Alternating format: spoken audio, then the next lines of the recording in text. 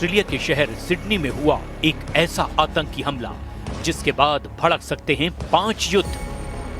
5 युद्ध भड़काने वाला हमला कहा जा रहा है सिडनी टेरर अटैक को। इस हमले ने तय कर दिया है कि इजराइल के खिलाफ युद्ध का नया बैटल ग्राउंड बनने जा रहा है ऑस्ट्रेलिया।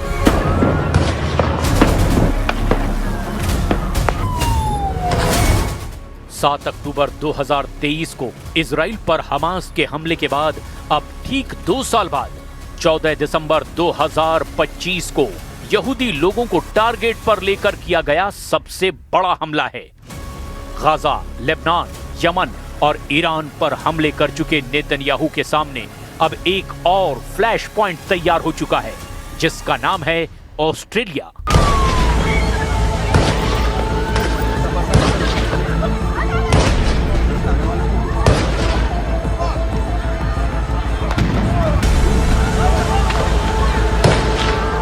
सिडनी में समंदर के किनारे हुए हमले ने पूरी दुनिया के होश उड़ा दिए। सिडनी में क्या हुआ जरा बहुत गौर से समझिए, क्योंकि 14 दिसंबर को इस हमले के बाद कई मोर्चे बदल सकते हैं, कई मोर्चे खड़े हो सकते हैं और कई मोर्चे शुरू होने से पहले तबाह किए जाएंगे, इसकी भी पूरी गारंटी है। पूर्वी ऑस्ट्रेलिया में सिडनी में हमला होता है। 2 बंदूकधारी सिडनी के बॉन्डी बीच पर हनुक्का त्योहार मना रहे यहूदियों पर फायरिंग शुरू कर देते हैं। इस हमले में 12 लोगों की मौत की खबर शुरुआत में आई। इसमें एक हमलावर भी शामिल है। इस हमले में 29 लोग घायल हुए। पुलिस ने काउंटर अटैक किया जिसमें दोनों हमलावरों को गोली लगी। एक की मौके पर ही मौत हो गई, जबकि दूसरे पर तब काबू पाया गया जब वो गंभीर हालत में था। As a family at a bar mitzvah for a relative, and it started at 6:30, and at about 6:40 people started screaming, telling us to run inside. So we ran into behind the kitchen and we were just hiding in a room, and there were lots of children there.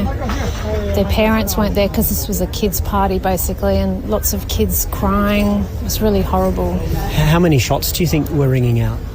Oh, 50, 60. It just didn't stop for it seemed like 20 minutes. ताबड़तोड़ firing चल रही थी। दोनों आतंकी लगातार firing कर रहे थे। हमले के बहुत से वीडियो आए हैं। ये सबसे डराने वाला है जब दोनों हमलावर आतंकी इरादों के साथ गोलियां बरसा रहे थे।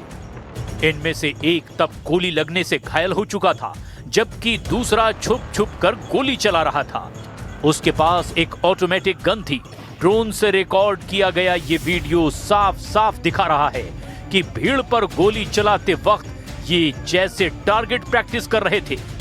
इनमें से हमलावर की पहचान नवीद अकरम के तौर पर हुई है। उसका ड्राइविंग लाइसेंस भी मिला है। इसी से उसके बारे में पता चल पाया। Two active shooters who were down here in Bondi. I was just around the corner. I saw people running past, and you know, initially you just think, oh, it's a beautiful day down at the beach. You sort of think that people are just having a good time, and then more people ran past and said there's a shooter, there's a mass shooting, and they're killing people. And I heard the gunshots, and you know, I mean, it's just behind me.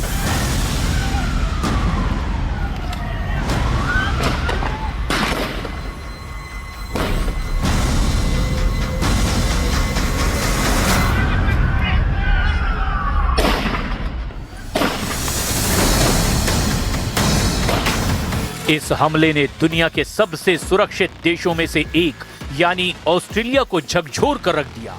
जब एक हमलावर गोली चला रहा था, तब वहां मौजूद एक व्यक्ति हिम्मत दिखाकर उस पर टूट पड़ा।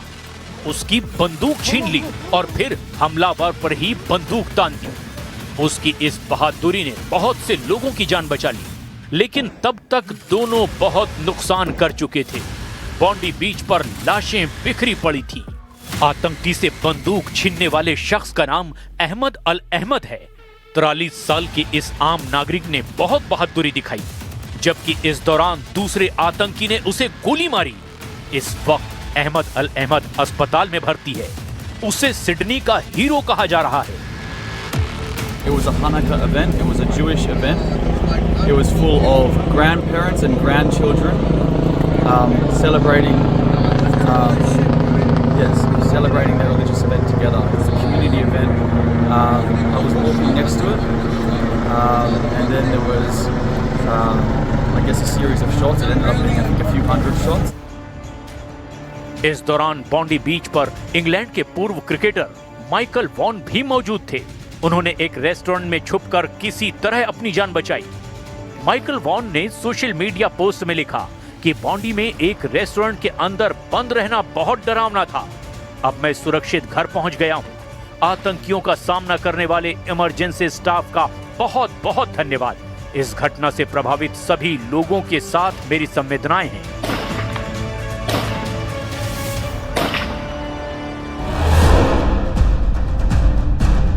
ऑस्ट्रेलिया के प्रधानमंत्री एंथनी अल्बनीज भी तनाव में आ गए कि आखिर सबसे सुरक्षित देशों में गिने जाने वाले ऑस्ट्रेलिया में कैसे ये आतंकी हमला अंजाम दिया गया। इस वीडियो में देखा जा सकता है कि कैसे दो आतंकियों ने ऑस्ट्रेलिया के सबसे मशहूर समुद्री किनारों में से एक बॉन्डी बीच पर ताबड़तोड़ फायरिंग करके बहुत ही डराने वाले आतंकी हमले को अंजाम दिया। An attack on Jewish Australians is an attack on every Australian. And every Australian tonight will be, like me, devastated on this attack on our way of life. There is no place for this hate, violence and terrorism in our nation. पूरी दुनिया ने 2 साल तक Gaza में Israel के हमले देखे।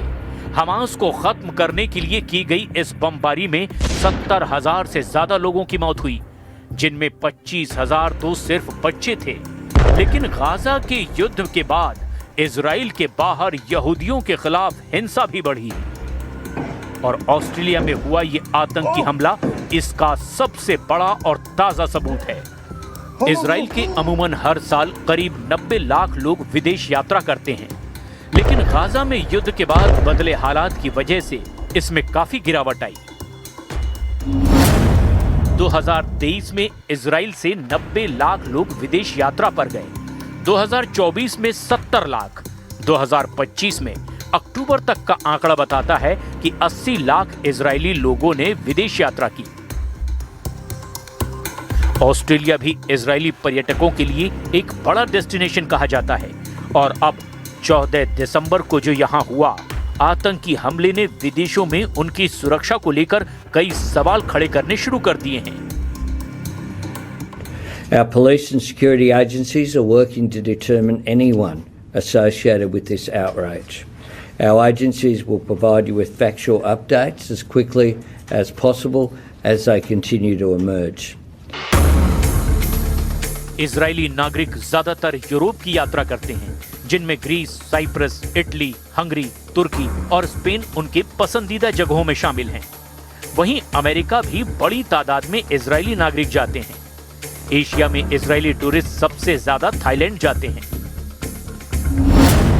2023 में दुनिया भर में यहूदियों के खिलाफ हिंसा की 85 घटनाएं हुई।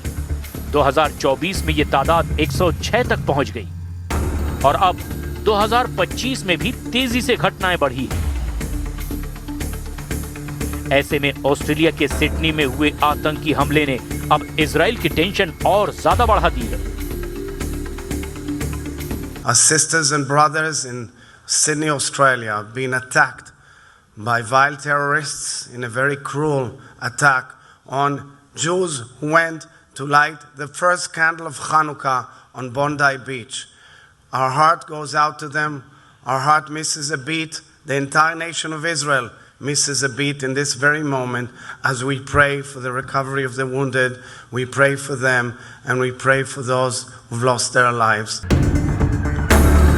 14 दिसंबर को हुए इस हमले ने बहुत से देशों के लिए खतरे की घंटी बजा दी है। ऑस्ट्रेलिया इसे रोकने में नाकाम साबित हुआ, लेकिन ऐसे ही हमले अब वहां होने का खतरा है जहां इजरायली पर्यटकों का आना जाना रहता है। कुल मिलाकर इजराइल और खासकर बेंजामिन नेतन्याहू के लिए ये एक और फ्रंट तैयार हो चुका है और इसका मुकाबला करना हमास और हिजबुल्लाह से भी ज्यादा खतरनाक साबित होगा। इसका ट्रेलर ऑस्ट्रेलिया में दिख चुका है।